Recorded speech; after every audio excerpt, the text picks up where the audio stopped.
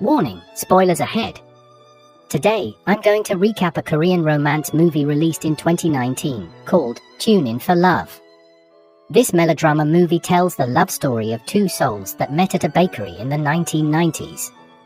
Their love evolves through different phases of their life, but fate keeps pulling them away from each other. Are they meant to be together? The story starts on a beautiful morning in 1994, with a high school student, Mi-soo, opening up her family bakery. Her parents have already passed away. Mi-soo runs the store with Eun-ja, a long-time employee that she already considers as her older sister. Honu comes into the bakery to look for any soy-based product, but the bakery doesn't have any, so Mi-soo tells him to go to a nearby supermarket. As he walks away to the supermarket, Mi-soo tells Eun-ja about the weird handsome boy who came to the store. They both see him from afar. Eun-ja thinks that he just came out of prison. But Mi-soo can't believe it because he is still young and wearing a high school uniform. A few days have passed, and Honu regularly hangs out in the bakery after his school. Mi-soo is so busy with the bakery, which makes her can't focus on the university entrance exam. It makes Eun-ja mad at her. Seeing both of them overwhelmed, Honu tells them that he dropped out of his school and will start helping them with the bakery. Mi-soo asks him if he just comes out of prison, but he doesn't want to talk about it. Seeing that he doesn't look like a bad guy, Eun-ja accepts his offer and welcomes him to the bakery. Their daily life at the bakery starts. At first, they aren't willing to open up to each other. When Mi-soo finds out that Honu was born in the same year as her, they start to talk more casually. They begin to talk about the bakery's history, Honu's experience at the juvenile detention center, and other personal stuff. Mi-soo and Eun-ja even tidy up Honu's hair, making him popular among the local student girls. They continue to create great memories at the bakery and get to know each other. Suddenly, Honu's ex-schoolmates come to look for him at the bakery one day, which clearly makes him uncomfortable. As they are making a scene at the bakery, Eun-ja asks them to leave the bakery. Honu left the bakery with them after asking Eun-ja to pay his salary in advance. As they ride away on a scooter, Mi-soo and Eun-ja see them silently, wondering if he will come back. Honu and his friend are commemorating the death of their best friend. Back in his school days, one of his best friends died in an accident while playing. The authorities blame Honu and his friends for the accident, making them end up in the juvenile detention center. Mi-soo keeps waiting for him to come back, but she never sees him again after that day. The story then jumps to 1997. Mi-soo just graduated from her university and got her first job as a newsletter editor. The bakery has been closed down, and Eun-ja is now running a small noodle shop. Honu works as a mover in the nearby area. One day, he drops some books in an old bookstore. The owner then asks him to bring his old mother back home because she can't see well at night. Mi-soo goes to her old bakery to see it for the last time before starting a new chapter in her life. They unexpectedly met again in front of the closed bakery after Honu left it and never returned in 1994. They are excited to see each other. Honu quickly takes the old lady back home and runs back to catch up with Mi-soo. He proudly tells her that he finished his GED after dropping out of high school. She invites him to Eun-ja's shop tomorrow, but Honu will start his military service. He then walks her back to her apartment. They both want to talk more to each other, but the awkward situation prevents them. Mi-soo is reluctant at first, but she finally plucks up the courage and invites Honu into her apartment for some beer and food. He ends up staying overnight there. They talk about what happened during the years, and Honu told Mi-soo that he got into a fight the night he left the bakery with his ex-schoolmates and his probation period got revoked, so he was sent back to juvenile detention. They enjoy the time catching up with each other from their own bed until they fall asleep. In the morning, Mi-soo boots up her brand new Windows 95 machine. She creates an email account for Honu so that they can keep in touch while Honu is in the military. She writes the email details on a piece of paper and gives it to Honu. Honu promises to see her after his military service is over. Before going their separate ways, he hugs Mi-soo and awkwardly kisses her. Later on her first day at work, Mi-soo realizes she forgot to give Honu the password to access his email account. Honu reads the paper and also wonders where the password to the email is. The days go on, and it's now the year 2000. While Honu is serving in the military, Misu moves out of her apartment. When Honu goes back to the apartment to see her, no one is there anymore. However, Misu keeps sending emails to the email account she created for Honu, although he does not have the password to access the account. Knowing that Misu's old apartment is vacant, Honu rents it. In the process, he figures out the email password is the same as the lock code to the apartment door. He becomes excited when he sees Misu's emails and replies to her with his phone number for the first time. Misu is thrilled when she sees the email and can't stop thinking about it. Misu gives Honu a call that afternoon with her office phone, and they decide to talk again later after work to meet up. Honu is working at a fitness center now.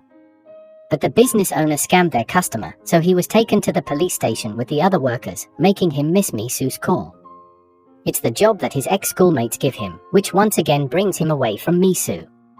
As he tries to write an apology email to her, Misu sends him an email that tells him they should keep their distance.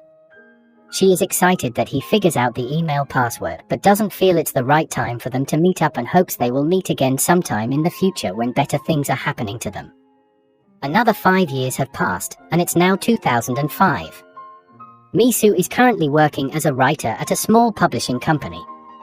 Her boss is quite eccentric and seems to like her a bit. One day, a group of college students is doing a project in the office above hers. When they hold a meeting to celebrate his newly published book, she realizes that Honu is among those college students. It makes her fall into a roller coaster of emotion. Fate keeps pulling them apart, then reunites them out of nowhere.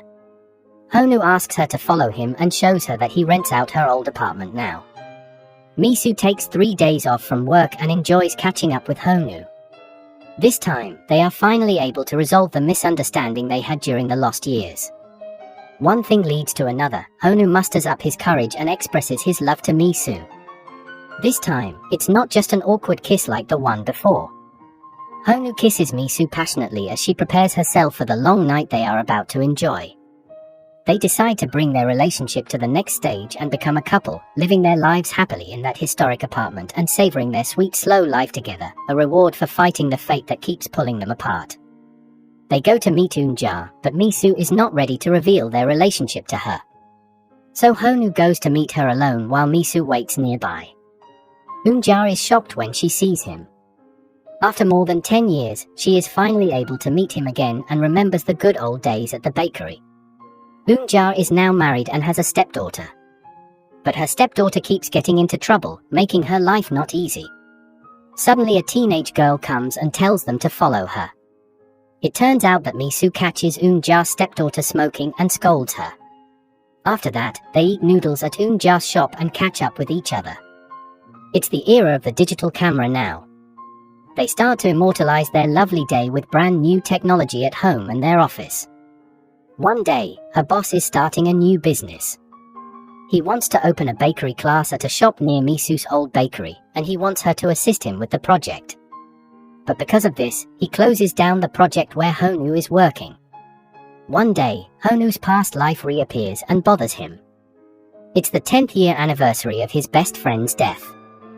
His ex-schoolmates force him to come along to that best friend's house to leave a sum of money in an envelope. The sister catches him while he is there, and she is still bitter with the fact that her brother can't live the normal life Honu is having now. When he goes back home, Honu accidentally leaves his phone in his ex-schoolmate's car. Misu is waiting for him as he is missing for the whole day. She calls the phone, and Honu's ex-schoolmate answers the call, then brings the phone back to her. Misu senses something is weird but keeps quiet and puts the phone back in their apartment secretly. Honu doesn't realize that his phone is missing and finds it in the apartment. Seeing it, Misu asks him where he went that day, but he lies about his whereabouts. Misu is now sure that Honu is hiding something, so she goes to Honu's ex-schoolmate to find the truth. She is then brought to the dead friend's family house, where she learns the bitter secret that Honu tries to hide. But the family has already moved away from there, and no one knows where they are now. At the dinner that night, Misu tries to bring up the topic vaguely. It shocks Honu as he doesn't expect her to know about it.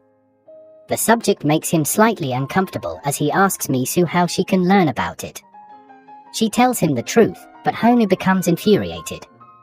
He hoped that she would be the only one in the world who didn't know that dark past of him.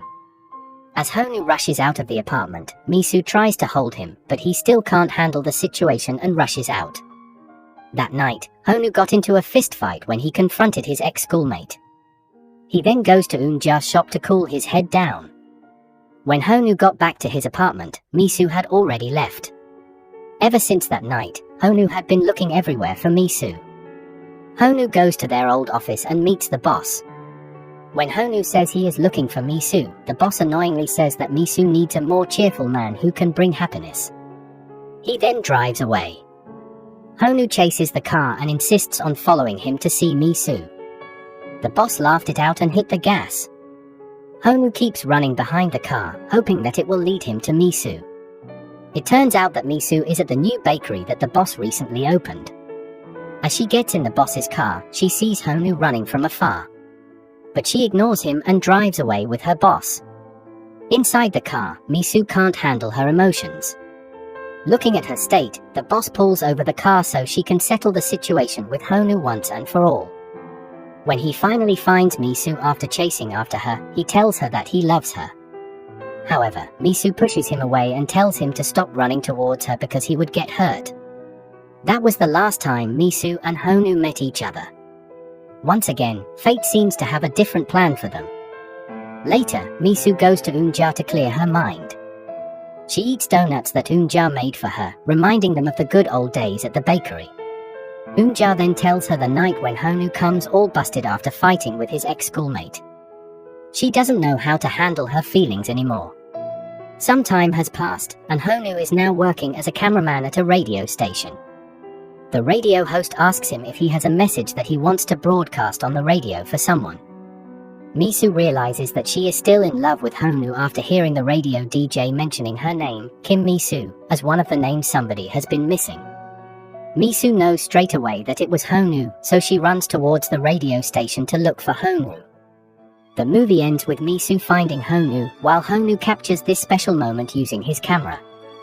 What is love but acceptance of the other, whatever he is? Subscribe to watch more videos like this, turn on notifications, and leave a like and comment to help the channel out. Thank you for watching, and see you next time.